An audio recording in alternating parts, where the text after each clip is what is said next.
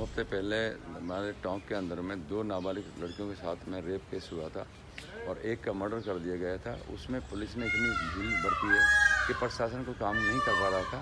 हमने धरना प्रदर्शन किया, वहाँ जाकर बात की, एडिशनल एसपी को जब बताया तो उल्टी हमारे खिलाफ ही एफआईआर लॉन्च की।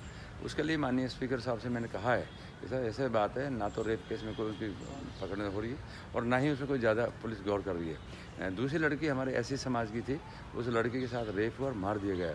उसके बाद में उसे कहा जी हमने 376 में दर्ज कर लिया, 302 में कर लिया।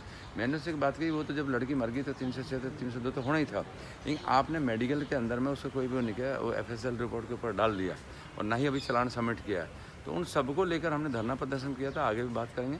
लेकिन आज स्पीकर साहब को मेरा यह था कि उनको सबसे बात को अवगत करा के और उनसे अनुरोध किया कि इसमें आप करें, क्योंकि स्टेट गवर्नमेंट हमारी सुनने को तैयार है नहीं।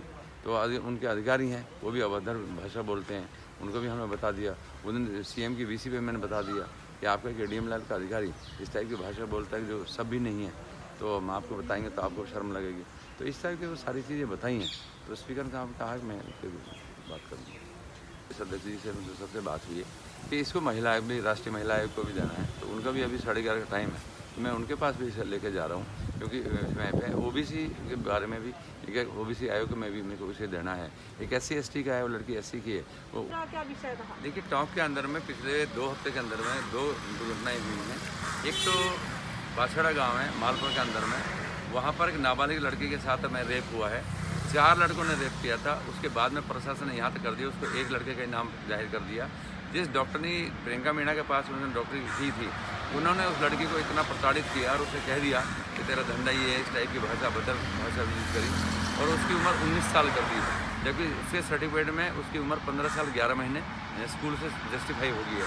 उसके बाद में एडिशनल एसपी से हमने कहा कि डिप्टी ने उसकी स्टेटमेंट ली और उसे कहा, उसे प्रेशर डाल के उस लड़की से सिर्फ एक आदमी ने रेप किया, तो इनको ये स्टेटमेंट देनी होगी और 3 ने मेरे साथ कुछ नहीं किया, ना मेरे कोई मतलब है।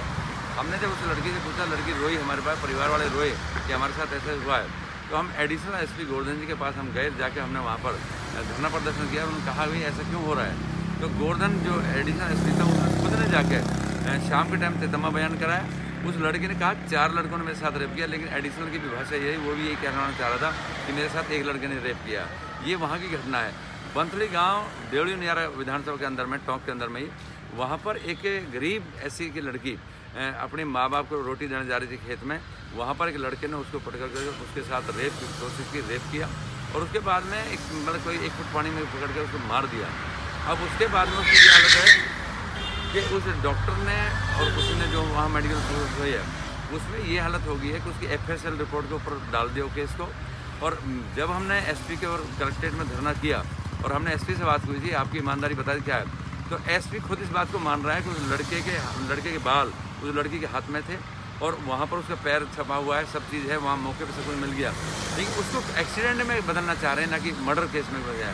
तो उसके लिए हमने कहा, तो माननीय ओम बिरला जी से हमने बात की, स्पीकर हैं, तो मैंने कहा जी स्टेट गवर्नमेंट हमारी नहीं है, कोई अधिकारी सुनने को तैयार नहीं है, तो इन दोनों केसों से अवगत कराया कि इसमें आप थोड़ा सा प्रचार कीजिए ताकि इसमें न्याय मिल सके उन दोनों परिवारों को। तो साफ तौर पर वहाँ राजस्थान की सरकार और प्रशासन इस चीज़ को लेकर गंभीर नहीं नजर आ रहा, इस वजह से आपने ओम बिरला के साथ मुलाकात की? क्योंकि ऐसा है कि मैंने VC में भी, जो माननीय CM साहब की VC थी, उसमें मैंने कहा था कि CM साहब आपके अधिकारियों का इतना अभद्र व्यवहार हो रहा है हमारे साथ। एक ADM है, इस टाइप की भाषा बोलेगा कि मैं TV पे आपको बोल नहीं सकता, इस टाइप की भाषा बोल के मतलब हमारे साथ, मेरे खुद के साथ हो गया। तो मैंने कहा कि एक बात मैंने खुद CM से कहा कि CM साहब अगर हम किसी का ट्रांसफ़र नहीं करा सकते तो इसका मतलब ये तो नहीं है कि अधिकारी हमारी बात ही नहीं सुनेंगे। तो एक लोकसभा सांसद की बात सुनने को तैयार नहीं है तो हम किससे जाके रहें। तो उसके लिए माननीय स्पीकर साहब से हमने बात की है। स्पीकर साहब से क्या आश्वासन मिला? उन्होंने कहा कि मैं तुरंत बात करता हूँ, आपके खिलाफ FIR हुई है तो क्यों है, अगर आप अपने संसदीय बात रखना चाहते हो, बात रखते हो, तो एडिशनल SP, जबकि वो दोनों केस में दे दिए कि डिप्टी ने खुद ने उसमें केस किया, दोबारा तेतमे बयान उनका है, तो उनकी खुद की गलती है। तो उस सबसे मैंने अवगत कराया, उनका मैं तुरंत इस पर